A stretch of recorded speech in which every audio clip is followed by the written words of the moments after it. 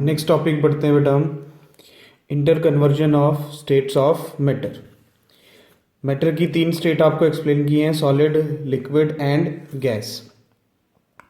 Now inter conversion का क्या मतलब होता है कि solid can change into liquid, liquid can change into gas, gas can change into liquid, liquid can change into solid. तो solid से लिक्विड में जा सकते हैं, लिक्विड से गैस में जा सकते हैं, गैस से फिर लिक्विड में आ सकते हैं, लिक्विड से फिर सॉलिड में आ सकते हैं। ठीक है, तो पहले हम पढ़ते हैं inter conversion of states of matter solid to liquid. अगर हमें किसी मैटर की स्टेट को चेंज करना है, a matter change it's state, कोई भी मैटर अपनी स्टेट कब चेंज करेगा? जब हम दो कंडीशन अप्लाई करेंगे, या तो मैं टेम्परेचर में चेंज करूं या फिर मैं प्रेशर में चेंज करूं। या तो टेम्परेचर को चेंज करें हम या प्रेशर को चेंज करें, तभी क्या होगा, मैटर की स्टेट में चेंज आएगा, सॉलिड से लिक्विड, लिक्विड से गैस, गैस से सॉलिड, एटसेट्रा। क्लियर है बेटा? तो सबसे पहले हम पढ़ेंगे effect of temperature. Temperature change की वजह से स्टेट में चेंज कैसे आएगा। तो पहली स्टेट चेंज हम पढ़ेंगे सॉलिड से लेके लिक्विड तक। एक्टिविटी से समझते हैं हम। सॉलिड को लिक्विड में चेंज करने के लिए बाय चेंज इन टेम्परेचर हम क्या करेंगे, हम 100 ग्राम आइस लेंगे बेटा एक बीकर के अंदर, and put A thermometer into it. उसमें एक थर्मामीटर लगाएंगे।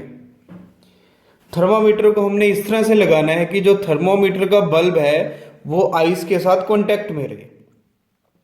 ठीक है, 100 ग्राम आइस डालनी है बीकर में, बर्नर पे रखना है बीकर को, उसमें थर्मामीटर लगाना है, इस तरह से लगाना है कि जो थर्मामीटर का बल्ब है वो आइस के कांटेक्ट में रहे। फिर बर्नर को ऑन कर देना है, हीटिंग स्टार्ट कर देंगे।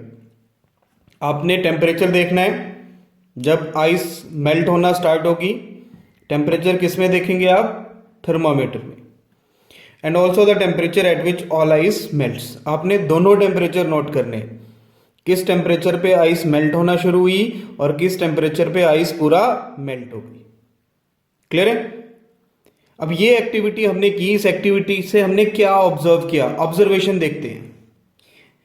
देखो बेटा, जब हमने टेम्परेचर इंक्रीज किया, आपको पता है जब हम आइस में टेम्परेचर को इंक्रीज करेंगे तो आइस एक सॉलिड है, सॉलिड के अंदर क्या होता है, पार्टिकल डिस्टेंस मिनिमम होता है। जब हम एनर्जी देंगे तो पार्टिकल्स को एनर्जी मिलेगी, उस एनर्जी को हम क्या मिलते हैं, काइनेटिक एनर्जी। जब पार्टिकल को टेम्परेचर से एनर्जी मिली तो उस एनर्जी को हमने क्या बोला, काइनेटिक एनर्जी। काइनेटिक एनर्जी का मतलब है कि जब पार्टिकल मोशन में आएंगे, मतलब घूमेंगे, तो उनके अंदर जो एनर्जी होगी उसको बोलेंगे काइनेटिक एनर्जी। टेम्परेचर बढ़ाने से काइनेटिक एनर्जी बढ़ी। अब काइनेटिक एनर्जी बढ़ने से पार्टिकल जो थे सॉलिड के वो वाइब्रेट करना शुरू करेंगे अपनी पोजीशन पे। क्यों वाइब्रेट करेंगे? क्योंकि पार्टिकल्स के बीच डिस्टेंस मिनिमम है, उनको घूमने के लिए जगह नहीं मिल रही है। लेकिन जब वो अपनी मीन पोजीशन पे वाइब्रेट करेंगे ऊपर नीचे, तो क्या होगा, वो जो टेम्परेचर के थ्रू हमने एनर्जी सप्लाई की है, ये क्या करेगी, उनके बीच की इंटरमॉलिक्यूलर फोर्सेस, आपको पढ़ाया था ना सॉलिड में सबसे ज्यादा इंटरमॉलिक्यूलर फोर्सेस हैं। तो अगर आप हीट करते रहेंगे तो वो इंटरमॉलिक्यूलर फोर्सेस टूट जाएंगी, ब्रेक हो जाएंगी। And due to breaking of intermolecular forces particles move away, particles में डिस्टेंस बढ़ जाएगा, और डिस्टेंस बढ़ गया तो सॉलिड किस में चेंज हो गया बेटा, लिक्विड में। सॉलिड होता है ना, सॉलिड में क्या होता है, पार्टिकल डिस्टेंस मिनिमम। लेकिन जब आपने हीट एनर्जी सप्लाई की, हीट किया, तो गैप बढ़ गया, गैप बढ़ने से सॉलिड किस में चेंज हो गया, लिक्विड में। क्लियर है बेटा? पार्टिकल को जब हम टेम्परेचर देंगे तो टेम्परेचर की वजह से डिस्टेंस बढ़ेगा, डिस्टेंस बढ़ने से क्या होगा, solid get change into liquid.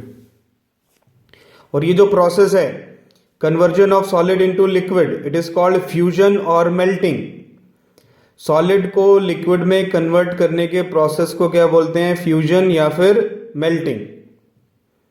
और वो टेम्परेचर जिसपे सॉलिड लिक्विड में चेंज हो रहा है at atmospheric pressure, atmospheric pressure मतलब लैब में जब हम काम कर रहे हैं तो हमारे आसपास का जो एटमॉस्फेयर है वो एक प्रेशर डालता है हर एक ऑब्जेक्ट के ऊपर। उस प्रेशर को क्या बोलते हैं? Atmospheric pressure. तो टेम्परेचर जिस पे सॉलिड लिक्विड में चेंज हो रहा है एट एटमॉस्फेरिक प्रेशर, हम उसको क्या बोलेंगे? Melting point. क्लियर है बेटा? प्रोसेस का नाम क्या है? फ्यूजन और मेल्टिंग। और जिस टेम्परेचर पे मेल्टिंग हुई है उसको क्या बोलेंगे? Melting point. And melting point explain the nature of intermolecular forces. जितना ज्यादा मेल्टिंग पॉइंट होगा मतलब उतनी ज्यादा एनर्जी देनी पड़ी उसको तोड़ने के लिए, तो मतलब उतनी स्ट्रांग उसके अंदर क्या थी? Intermolecular force of interaction. उल्टा समझाना चाहूं आपको तो जितनी स्ट्रांग फोर्सेस होंगी पार्टिकल के बीच में उतनी ही एनर्जी देनी पड़ेगी उनको तोड़ने के लिए, और जितनी ज्यादा एनर्जी सप्लाई करेंगे उतना मेल्टिंग पॉइंट क्या होगा बेटा? इंक्रीज होगा। समझ आया? सॉलिड को लिक्विड में चेंज करने के प्रोसेस को क्या बोलेंगे? फ्यूजन। जिस टेम्परेचर पे चेंज होगा मेल्टिंग पॉइंट, जितना ज्यादा मेल्टिंग पॉइंट उतनी स्ट्रांग क्या होगी? Force of interaction. आइस का हमने एक्सपेरिमेंटल पढ़ा। आइस का मेल्टिंग पॉइंट होता है 0 डिग्री सेल्सियस या फिर 273.16 केल्विन। टेम्परेचर को मेजर करने की स्केल है हमारे पास, 3 स्केल होती हैं, डिग्री सेल्सियस, केल्विन स्केल और फ़ारेनहाइट स्केल। कौन कौन सी? डिग्री सेल्सियस, केल्विन स्केल और फ़ारेनहाइट स्केल। केमिस्ट्री में जब भी हम पढ़ेंगे टेम्परेचर को हमेशा किस में पढ़ेंगे? केल्विन में। कैपिटल के सिंबल होता है, क्या बोलते हैं उसको? केल्विन। डिग्री को केल्विन में चेंज करने का फॉर्मूला है kelvin equals two degree Celsius plus 273.16। आप 273.16 भी ले सकते हैं, अकेला 273 लेंगे तब भी चलेगा। क्लियर है? आप 16 को ऑमिट कर देंगे, छोड़ देंगे तब भी एग्जाम में सही है, गलत कोई नहीं कर सकता उसको। तो डिग्री को केल्विन में चेंज करना है तो क्या करेंगे? Plus 273.16। Kelvin equals two degree Celsius 0 है, प्लस 273.16, तो कितना केल्विन आ गया? 273.16 केल्विन। इसका उल्टा के देना आपको, पेपर में क्वेश्चन दे रखा है केल्विन को डिग्री में चेंज करना है, तो केल्विन को डिग्री में चेंज करने का फॉर्मूला क्या होता है? Degree Celsius equals to Kelvin minus 273.16। Opposite हो जाएगा इसका। समझ आया? डिग्री को केल्विन में कैसे चेंज करेंगे, केल्विन को डिग्री में कैसे चेंज करेंगे।